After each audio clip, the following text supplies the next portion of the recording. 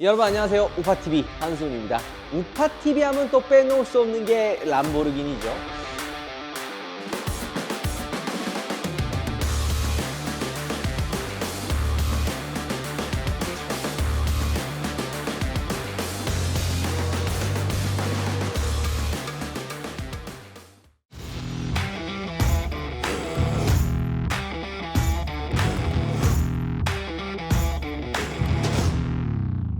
람보르기니 아벤타도르 같은 경우에는 제가 진짜 정말 웬만한 차는 다 보여드렸어요. 뭐 전기형 로드스터, 거기에 SV, 그리고 후기형 SS 로드스터, 그 다음에 S의 하드코어 버전인 SVJ까지 보여드렸죠. 보통 이렇게 많은 이제 아벤타도르 라인업이 있다 보니까 일반 소비자분들이 봤을 때는 다 똑같은 거 아니야? 이렇게 생각하시는 분들이 있어요. 큰일 날 소리입니다. 그런 얘기하면 안 돼. 그리고 또 한 가지는 SVJ는 이제 이야기를 많이 드는 거예요. 생긴 것도 우람하고 이름값도 있고 무언가 다르다 해서 SVJ가 아벤타도르의 끝판왕이 아니냐 이런 이야기를 하시는데 아닙니다. 바로 아벤타도르의 끝판왕은 이 옆에 있는 아벤타도르 울티메라고 하는 차량이죠. 외관을 보면 일반 S와 SVJ를 적절하게 섞어 놓은 듯한 그런 느낌이에요. SVJ는 하드코어, 진짜 뭔가 좀 되게 극한의 주행 성능, 막 극한의 서킷에 가서 타야 되는 그런 느낌의 차라면 울티메는 약간 소장 가치도 충분히 있지만 온로드와 뭔가 내가 그냥 평상시 일상생활에서도 탈 수 있는 바로 그런 차가 이 울티메라고 할 수가 있는 거죠.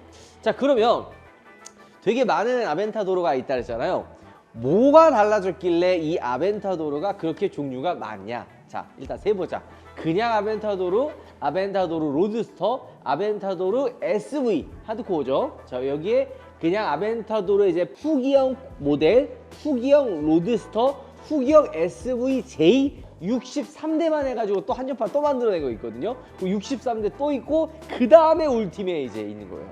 엄청 많죠? 다른 거는 이 범퍼의 디자인, 안에 있는 소프트웨어가 조금 더 업데이트 됐고 이 열 효율 관리하는 거랑 요 배기 사운드의 위치가 조금 달라졌어요. 이전에는 배기 사운드가 이 위쪽에 있었는데 지금은 조금 더 위로 올라가서 실내에서 느껴지는 배기 사운드도 훨씬 커졌고 밖에서 느껴지는 배기 사운드도 말도 안 되는 성능을 가지고 있는 겁니다. 자, 그렇다면 단순히 외관 디자인만 달라졌냐? 사실 그렇지는 않아요. 스펙들도 조금씩 업그레이드가 됐습니다. 람보르기니를 좋아하시는 분들은 다 아실 거예요. 옆에 보면 요 숫자가 있죠. 요 LP는 그 이제 엔진의 그 수평, 요 윗 배치를 얘기를 하는 거고 뒤에 780-4 이게 뭔 뜻이냐? 780마력의 4륜 구동이다. 이렇게 보시면 되는 거예요. 아벤타도르가 처음 나왔을 때가 LP700-4였습니다. 700마력이었어요. 그리고 이제 후기형으로 나온 게 이제 740이라 해가지고 40마력이 업그레이드 됐고 사실 한정판으로 따지면 또 있네. 뭐 그 50주년 해가지고 그 노란색깔 범퍼에서 나온 거 720-4 뭐 되게 많아요. 그리고 이 SVJ가 770마력입니다. 하지만 이 울티메는 SVJ보다도 10마력이 높은 780마력이에요. 그리고 제로백은 2.8초로 똑같은데 다른 게 하나 있어요. 최고 속도. 물론 우리가 이 차를 달리면서 최고 속도까지 낼 일은 없어요. 이 보통 아벤타도르가 320 정도면은 일반적인 아벤타도르의 최고 속도거든요. SVJ 정도 돼야지 350km까지 올라가는데 지금 이 울티메는 여기서 5km가 더 올라간 355km 정도의 이 최고 속도를 보여주는 거죠. 여러분들 제가 이런 슈퍼카 같은 거 리뷰하면 막 이런 얘기 해요. 얘도 제로백이 2.8초고 다른 뭐 포르쉐도 2.8초고 뭐 무슨 뭐 테슬라 뭐 그것도 2.8초인데 이게 뭐가 빠른 거냐 하는데 초반에 이 제로백은 이 정도 급에서 중요하지 않아요. 이 이후 보통 이런 하이퍼카급 슈퍼카의 하이엔드는 제로 200부터 성능을 이제 좀 스타트를 합니다. 그런데 이 울티메도 비슷합니다. 이런 소장 가치와 조금 더 업된 성능이 이 울티메의 가치를 좀 높게 보고 있는 거죠. 아마 SVJ는 도로에서도 많이 보셨을 거고, 이 울티메 디자인 보면은 뭐 좀 깔끔해요. 그냥 봤을 때는 그냥 아벤타도르의 뭐 이 범퍼 디자인과 요거 조금만 다르다, 요런 느낌만 지금 드실 텐데 그렇지가 않아요. SVJ는 국내에는 조금 있습니다. 하지만 이 울티메는 제가 알기로는 국내에 3대 정도 이상 없어요. 가격도 SVJ가 가장 비쌀 거라고 생각을 하지만 울티메가 가장 비쌉니다. 그리고 소장 가치로도 얘가 제일 높아요. 이 울티메는 진짜 마지막으로 나온 자연흡기 한정판 모델이기 때문이죠. 제가 계약한 레브엘토도 12기통 엔진이지만 걔는 하이브리드가 들어가잖아요. 그러니까 순수 12기통은 이 울티메가 마지막이라는 거죠. 자, 외관은 사실 그렇게 크게 둘러볼 것은 없어요. 뭐 다 비슷합니다. 뭐 범퍼 보면 어때요? 엄청나게 낮죠. 시동을 걸면은 이 차체가 위로 올라갑니다. 그러면 사실 웬만한 지하 주차장이나 방지턱은 천천히 넘으면 넘을 수가 있어요. 근데 이게 사람이 이제 익숙해진다 그러죠. 타다 보면은 이 정도는 당연히 넘어가겠지 하고서 속도를 조금 높여서 넘어갈 때가 있어요. 그때 이 밑에 범퍼가 다 작살이 납니다. 그래서 실제 이걸 좀 만져보면은 대부분 아벤타도로의 밑에가 많이 까져 있는 거죠. 자, 또 울티메의 다른 점, 범퍼의 성형, 이 디자인이 달라요. 그리고 보통은 이게 스티커나 이런 거 아니냐 생각하시는 분들이 있는데 만져보면 이게 지금 실제 도장입니다. 이게 3개 들어가 있는 거예요. 검정색, 흰색, 빨간색으로 이렇게 라인이 쭉 들어가 있는 거죠. 그러니까 이런 작은 디테일 하나하나가 이런 특별한 차를 만들어 준다, 이렇게 보시면 돼요. 앞유리 엄청나게 누워있죠. 제가 이거 예전에 썬팅 좀 맡긴다고 막 이렇게 맡겼는데 작업하기 극악의 환경의 차의 탑10에 아벤타도르가 항상 꼭 손에 꼽힙니다. 그리고 해외 같은 데 보면은 요 타이어랑 휠도 많은 거 봤어? 그냥 일반 5홀짜리나 이거 풀 수 있는 게 좀 쉬운 거면 그냥 휠 이거 다다닥 풀어가지고 갖고 도망가고 내 차 휠 없어지고 막 이런 경우 있었던 거 봤어, 못 봤어? 근데 이 울티메는 센터라 휠이다. 여기 보시면은 이 전용 공구가 있어야지만 요게 풀립니다. 보면 여기 있네. 요게 센터락이에요. 이게 있어야지만 열립니다. 이거 없으면 안 열려요. 원래 이게 뭐 도난 방지 역할도 있는데 그 F1 같은 거 보면 차가 들어와 가지고 빨리 타이어를 교체하고 나가야 초가 줄어들잖아요. 그때 이 센터락이 그냥 공구처럼 껴가지고 도둑 빼면 한 번에 빠집니다. 보통 이런 기술들도 F1이나 이런 르망이나 이런 여러 가지 레이스 역사에 하나하나씩 녹아서 실제 양산차에 적용이 되는 거다, 이렇게 보시면 됩니다. 자, 그리고 여기 보면은 사이드 미러도 스티커가 아니에요. 이 스티커가 아니라 실제 도장이 들어가는 거죠. 좀 한편으로는 안타까운 게 람보르기니가 이런 한정판에 대한 가치를 좀 인정을 못 받아요. 그러니까 페라리 같은 경우에는 사두면 진짜 웬만하면은 가치가 올라가거든요. 뭐 라페라리 같은 경우도 사놓고 한 10년만 지나면은 차값의 2배가 올라가는 경우도 있고, 더 전에 엔초 페라리 918 스파이더, 카레라 GT 다 대부분 가치가 많이 올라가는 반면에 람보르기니의 이런 한정판 모델 같은 경우에는 오히려 가치가 좀 내려가는 좀 슬픈 현상들이 좀 있어요. 이 울티메도 실제로 진짜 보면 대단한 차입니다. 전 세계적으로도 전 세계적으로 따지면 좀 많기는 한데 쿠페가 350대, 로드스타가 250대인가 아마 그럴 거예요. 물론 요거보다 숫자가 좀 더 적으면 어땠을까? 저는 이런 생각을 합니다. 람보의 이 한정판이나 이런 희소차들은 이 대수를 좀 더 줄여야 돼. 예를 들어 베네노라고 하는 한정판이 있어요. 그 로드스터가 3대인가 정도 되는데 그거는 소장 가치를 인정받아서 아직까지 비싸. 왜? 사고 싶어도 못 사니까. 근데 막 200대, 300대 이러면 조금 너무 많지 않나? 나오는 그 한정판 모델도 SVJ 뭐 딱 하나 뭐 이렇게 내놓는다든지 이러면은 좀 가치를 지킬 수 있지 않을까? 개인적인 생각입니다. 자, 사이드도 카본이고요. 요게 지금 보면은 옆에도 다 도장으로 들어가 있습니다. 이게 왜 무섭냐면 저 앞에 프론트도 굉장히 잘 까지거든요. 또 굉장히 비싸요. 근데 이 사이드 프론트가 왜 무섭냐? 카본은 깨지면 수리가 안 돼요. 교환입니다. 근데 크기가 어때요? 엄청 크죠. 쟤보다 얘가 2~3배 더 비싸요. 이게 언제 많이 긁히냐면 보통 앞범퍼 같은 경우에는 방지턱 때 많이 긁히고 이 사이드 같은 경우에는 낮은 지하 주차장 있죠. 그러니까 지하 주차장에 이게 차체로 높여가지고 이렇게 내려가는데 요 밑에 중간 옆에가 좀 길어. 그러면 밑에가 살짝 슥 하면서 사이드가 긁힙니다. 이러면은 개지옥 나락 당첨입니다.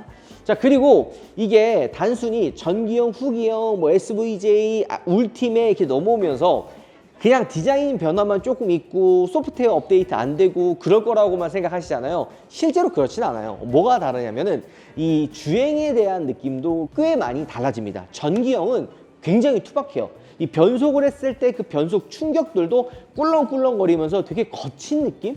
옛날 람보르기니가 그랬어요. 무르시엘라고나 가야르도 보면은 되게 막 투박하고 막 거칠고 소위 말하는 고장도 많이 나고 막 이랬는데 지금 현행 람보르기니를 딱 타보면은 되게 많이 부드러워졌죠. 그 기점이 전기형 아벤타도르에서 아벤타도르 S로 넘어갔을 때 완전히 바뀌었습니다. S로 바뀌었을 때는 승차감도 훨씬 편해졌고요. 전체적인 주행 질감도 많이 부드러워졌습니다.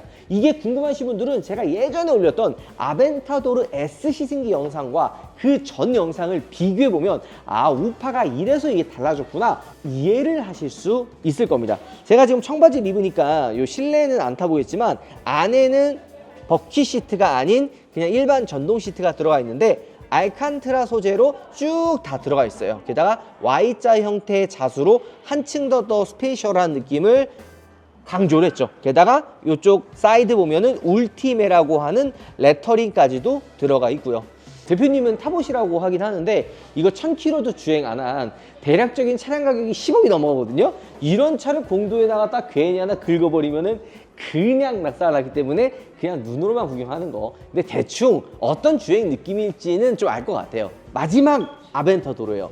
그러면 전기형 때는 약간 좀 과격하고 투박한 움직임을 가지고 있고 그런데 너무 불편하고 고장나고 열 관리가 안 된다 이런 이야기가 많아서 아벤타도르 S인 후기 모델은 요 팬도 훨씬 커지고 이 안쪽으로 들어가는 그러니까 엔진 안으로 들어가는 열 효율성도 좀 더 좋게 만들어가지고 엔진의 열을 쉽게 낮춰주고 변속의 충격도 좀 더 부드러워지고 승차감도 부드러워지는 그러니까 차가 정말 좀 더 편해지는 느낌으로 바뀌었었거든요. 여기에 SVJ가 이제 좀 더 하드하게 나온 거고요. 자, 그러면 가장 마지막에 나온 울티메는 전기형의 느낌을 따라갈까요? 후기형의 느낌을 따라갈까요?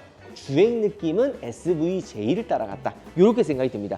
더 편해졌을 것 같아요. 왜냐면 람보르기니도 이제 단순히 그냥 하드코어하고 매니아적인 분들만 차를 사는 게 아니라 다양한 소비자분들을 위해서 조금 더 부드러운 승차감을 좀 강조를 하고 그 다음에 그러면서도 780마력의 마지막 자연흡기의 엔진을 느끼기 위한 사운드도 한층 더 세게 강력하게 넣어놓지 않았을까? 이런 생각이 좀 들긴 합니다.